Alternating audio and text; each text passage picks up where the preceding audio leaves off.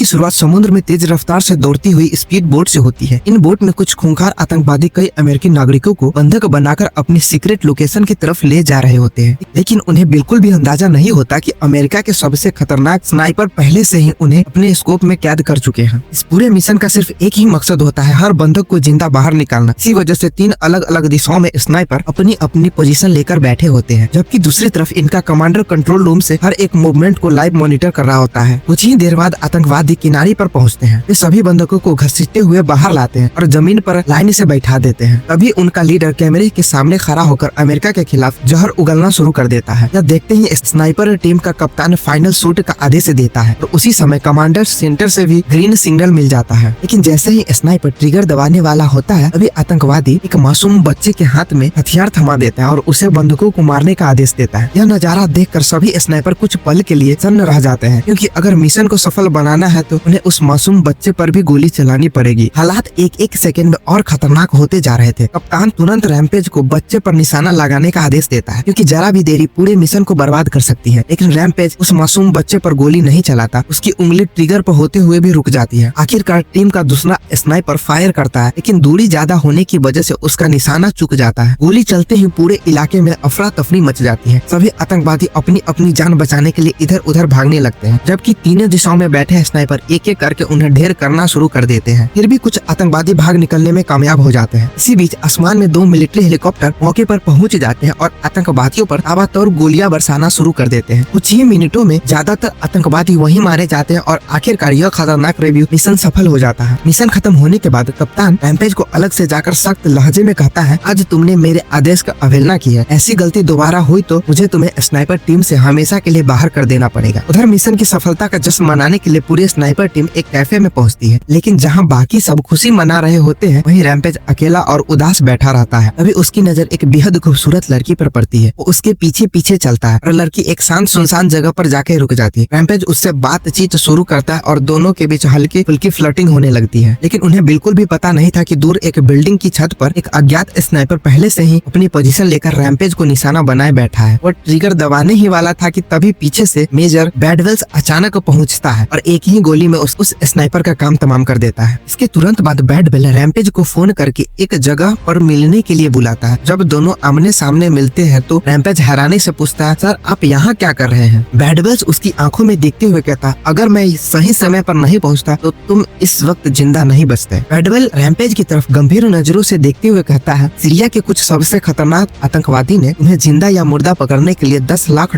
का इनाम रखा है। अब से तुम्हारी हर सांस खतरे में है, इसलिए एक पल के लिए भी अपनी सुरक्षा को हल्के में मत लेना। यह बात सुनकर रैम्पेज समझ जाता है कि अब दुश्मन सिर्फ मिशन पर नहीं बल्कि सीधे उसी पर नजर गड़ाए बैठे हैं। इसके बाद कहानी में हमें एक मिलिट्री जहाज पर ले जाती है, जहाँ पूरी स्नाइपर टीम अगले मिशन की ब्रीफिंग के लिए इकट्ठा होती है। कमांडर बताता है कि उनका अगला ऑपरेशन जॉर्जिया में होने वाला है। वो मिशन की जानकारी देना शुरू ही करता है कि तभी वहीं वो खूबसूरत लड़की प्रवेश करती है, जिसके साथ कुछ देर पहले रैम्पेज फ्लर्ट कर रहा था। उसे देखते ही रैम्पेज के चेहरे का रंग उड़ जाता है। कमांडर मुस्कुराते हुए बताता है, इनसे मिलो, ये है इस पूरे मिशन के चीफ कोऑर्डिनेशन लिसा। अब लिसा को मिशन की पूरी जानकारी देती है। वो बताती है कि उन्हें एक बेहद प्रभावशाली और अमीर बिजनेसमैन को हर हाल में सुरक्षित उनकी मंजिल तक पहुंचाना है, लेकिन यह काम बिल्कुल भी आसान नहीं होगा, क्योंकि यह एक ऐसा स्नाइपर उसके पीछे पड़ा है जो कभी अपना निशाना नहीं चुकता। दुनिया उसे घोस्ट स्नाइपर के नाम से जानती है। इतना सुनते ही पूरे कमरे का माहौल गंभीर हो जाता है। कुछ समय बाद पूरी टीम जॉर्जिया पहुंच जाती है। वहाँ लिसा बताती है कि मिशन को सफल बनाने के लिए उन्हें 3 एडवांस ड्रोन और बैकअप में स्पेशल फोर्स भी दी जाएगी, इसलिए इस बार असफल होने का सवाल ही नहीं उठता। इसके बाद सभी सैनिक अपनी अपनी पोजीशन संभाल लेते हैं, क्योंकि उसी रास्ते से उस बिजनेसमैन का काफिला गुजरने वाला था। लेकिन टीम को बिल्कुल भी अंदाजा नहीं होता कि दूसरी तरफ दुश्मन पहले से ही घात लगाकर बैठा है। जैसे ही बिजनेसमैन की कार उस इलाके में पहुंचती है, अभी अचानक एक गोली चलती है और सीधा कार के ड्राइवर के सिर में लगती है। ड्राइवर की मौत होते ही कार बेकाबू होकर कई बार पलट जाती है। यह देखते ही स्नाइपर टीम तुरंत दुश्मन की लोकेशन तलाशने लगती है, लेकिन हैरानी की बात यह थी कि उन्हें कभी भी कोई स्नाइपर दिखाई नहीं देता। इधर दुश्मन को उनकी हर पोजीशन पहले से पता होती है। कुछ ही सेकंड में वो टीम के एक सैनिक को सटीक निशाना से मार गिराता है, जिसे मौजूद बिजनेसमैन के बॉडीगार्ड भी एक एक करके गोलियां का शिकार होने लगते हैं। हालात तेजी से हाथ से निकलते जा रहा था। आखिरकार टीम तुरंत अपने एडवांस ड्रोन लॉन्च करती है और ड्रोन पूरे इलाके को स्कैन करना शुरू कर देता है और कुछ ही देर में दुश्मन की छिपी हुई लोकेशन का पता लगा लेता है। मौका मिलते ही ड्रोन मिसाइल दाग देता है। भयानक धमाके के साथ दुश्मन का ठिकाना तबाह हो जाता है और किसी तरह बिजनेसमैन को सुरक्षित रेस्क्यू कर लिया जाता है। लेकिन रैम्पेज इस जीत से बिल्कुल भी खुश नहीं था। उसे महसूस हो रहा था कि यह पूरा हमला सिर्फ एक साधारण घात नहीं बल्कि पहले से रचा गया जाल था। वह सोचने लगता है कि इतनी सटीक लोकेशन दुश्मन को तभी मिल सकती है जब उनकी टीम के अंदर कोई गद्दार मौजूद हो। रैम्पेज का शक सीधे जॉर्जियन सैनिक पर जाता है। गुस्से में वो उनके कप्तान पर बरस पड़ता है और उस पर जानकारी लीक करने का आरोप लगा देता है। रैम्पेज का यह रवैया उसके वरिष्ठ अधिकारी को बिल्कुल पसंद नहीं आता। सजा के तौर पर कर्नल ने उसे बर्फ के ढके पहाड़ों के बीच स्थित एक दूर दराज सैनिक चौकी पर भेज देता है, जहाँ उनका सामना एक ऐसे शख्स से होने वाला था जो इस पूरे मिशन को दिशा बदल देगा। इसी दौरान बर्फीले पहाड़ों के पीछे गश्त करते हुए टीम की नजर कुछ संदिग्ध हथियारबंद लोगों पर पड़ती है। उन्हें देखकर कमांडर गोली चलाने ही वाला होता है, लेकिन तभी रैम्पेज उन्हें रोक देता है। वो कहता है, सर ये सिर्फ मामूली चोर लग रहे हैं, इन पर गोलियां बर्बाद करने की जरूरत नहीं है, मैं अकेला ही इन्हें संभाल लेता हूँ। कमांडर उसकी बात मान लेता है, लेकिन रैम्पेज को बिल्कुल भी अंदाजा नहीं होता कि सामने खड़े लोग साधारण चोर नहीं बल्कि बेहद प्रशिक्षित और खतरनाक लड़ाके हैं। जैसे ही रैम्पेज नीचे पहुंचता है, एक डरी सहमी महिला उससे मदद की गुहार लगाने लगती है। पहली नजर में वो पूरी तरह बेगुनाह दिखाई देती है, लेकिन अगली पर वो छिपी हुई पिस्तौल निकालकर रैम्पेज पर निशाना साध लेती है। ठीक उसी समय पीछे से कमांडर तेजी से फायर करता है और महिला वहीं ढेर हो जाती है। अब दुश्मन अपनी असली पहचान दिखा देता है। चारों तरफ गोलियों की बारिश शुरू हो जाती है। सैनिक और आतंकवादी आमने सामने आ जाता है। जबरदस्त मुठभेड़ के बाद ज्यादातर दुश्मनों को खत्म कर देती है, जबकि एक घायल आतंकवादी को जिंदा पकड़ लिया जाता है ताकि उससे जानकारी निकाली जा सके। अगले दिन पूरे टीम फिर से इलाके में लौटती है। उन्हें यकीन होता है कि अपने साथी की तलाश में दुश्मन दोबारा जरूर आएगा। इसी वजह से सैनिक पहले से ही जाल बिछा देते हैं। कमांडर पूरी इलाकों में लैंड माइन्स लगवा देती है और सभी को अपनी अपनी स्नाइपर पोजीशन लेने का आदेश देता है। कुछ देर बाद पहाड़ों की चोटी पर हलचल दिखाई देती है। चौकसी पर तैनात सैनिक तुरंत रेडियो पर इसकी सूचना देती है। अगले ही पल सभी अपनी राइफल तैयार कर लेते हैं। रैम्पेज अपने स्कोप से दुश्मनों को देखता है और एक एक करके निशाना लगाने लगता है। दूसरी तरफ कमांडर भी अपनी छुपी हुई पोजीशन से लगातार सटीक हेडशॉट मारता रहता है। शुरुआत में ऐसा लगता है कि पूरा हमला आसानी से रोक लिया जाएगा, लेकिन तभी हालात अचानक बदल जाते हैं। कुछ ही मिनटों में चारों दिशाओं में इतनी बड़ी संख्या में दुश्मन पहुंच जाते हैं कि सैनिकों के लिए उन्हें रोक पाना मुश्किल हो जाता है। एक एक करके टीम के कई जवान शहीद होने लगते हैं। जैसे ही दुश्मन आगे बढ़ता है, जमीन में छिपे लैंड माइन जोरदार धमाके के साथ फटने लगती है। कई हमलावर वहीं मारे जाते हैं, लेकिन दुश्मन रुकने वाला नहीं था। उसी दौरान एक हमलावर सैनिक की छिपी हुई पोजीशन पहचान लेता है और रॉकेट लॉन्चर से हमला कर देता है। धमाका इतना भयानक होता है कि पहाड़ों में बर्फ और चट्टानें टूटकर नीचे गिरने लगते हैं। इसी अफरा तफरी का फायदा उठाकर दुश्मन कमांडर को पकड़ लेता है और उसे घसीटते हुए ले जाते हैं और उसकी हत्या करने ही वाला होता है कि तभी दूर से रैम्पेज का स्कोप चमकता है। एक के बाद एक सटीक गोलियां चलती है। कुछ ही सेकंड में कमांडर को घेरने वाले सभी हमलावर को ढेर कर देता है। रैम्पेज अकेले अपने कमांडर की जान बचा लेता है। उसकी अद्भुत स्नाइपिंग देखकर कमांडर भी उसकी तारीफ किए बिना नहीं रहता। मिशन खत्म होते ही मुख्यालय से सभी को वापस लौटने का आदेश मिला, लेकिन रैम्पेज के मन में अभी भी एक सवाल लगातार घूम रहा था। आखिर उसकी टीम में जानकारी दुश्मनों तक पहुंचाता कौन रहा है? कमांडर उसे गुप्त संपर्क से मिलने का पता देता है। उसी रात रैम्पेज उस शख्स से मिलने के लिए निकल पड़ता है। मुलाकात के दौरान वह गद्दार के बारे में सवाल पूछता है, लेकिन तभी अचानक उसके ठिकाने पर मिसाइल का हमला हो जाता है। इसी तरह अपनी जान बचाकर रैम्पेज वापस लौट आता है। टीम को बताता है दुश्मन किसी के एडवांस सिस्टम का इस्तेमाल कर रहा है, जो सैटेलाइट की मदद से उसकी पोजीशन ट्रैक कर लेता है, लेकिन उसकी बात पर कोई भरोसा नहीं करता। इसी बीच टीम को एक और मिशन पर भेज दिया जाता है। इस बार रहस्यमय घोस्ट स्नाइपर पहले से घास लगाए बैठा होता है। वह दूर बैठे बैठे सैनिकों को एक एक करके मारना शुरू कर देता है। रैम्पेज किसी तरह उसकी दिशा का अंदाजा लगा लेता और जवाबी फायर करता है। गोलियों की इस बारिश में साथी घायल हो जाते हैं, लेकिन रैम्पेज और उसकी टीम किसी तरह वहां से निकल में सफल हो जाते हैं। बेस पर लौटने के बाद अब सभी को यकीन हो जाता है कि दुश्मन सचमुच हाई टेक ट्रैकिंग तकनीक का इस्तेमाल कर रहा है और इसी वजह से हर मिशन शुरू होने से पहले ही उनकी लोकेशन दुश्मन तक पहुंच जाती है। अगली सुबह कमांडर पूरी टीम को इकट्ठा करता है और कहता है खुफिया जानकारी मिली है कि दुश्मन एक और बड़े हमले की तैयारी कर रहा है। इस बार हमें उनका हमला करने का इंतजार नहीं करना, बल्कि उनसे पहले उनकी लोकेशन तक पहुंचकर पूरे नेटवर्क को खत्म करना है। कमांडर की बात खत्म होते ही कप्तान गंभीरता आवाज में कहता है, सर अगर हम उस जगह पर गए तो दुश्मन को हमारी पोजीशन तुरंत पता चल जाएगी। वहाँ न छिपने की कोई जगह है और न ही मजबूत सुरक्षा। हम सीधे उनके निशाने पर होंगे। पूरी टीम जानती थी कि यह मिशन आत्मघाती साबित होगी, लेकिन आदेश मिल चुका था, इसलिए सभी सैनिक बिना समय गवाए मिशन के लिए रवाना हो जाते हैं। कुछ ही देर बाद पूरी टीम अपनी पोजीशन संभाल लेती है। चारों तरफ खामोशी छाई होती है। अचानक गोलियों की तवातोर आवाज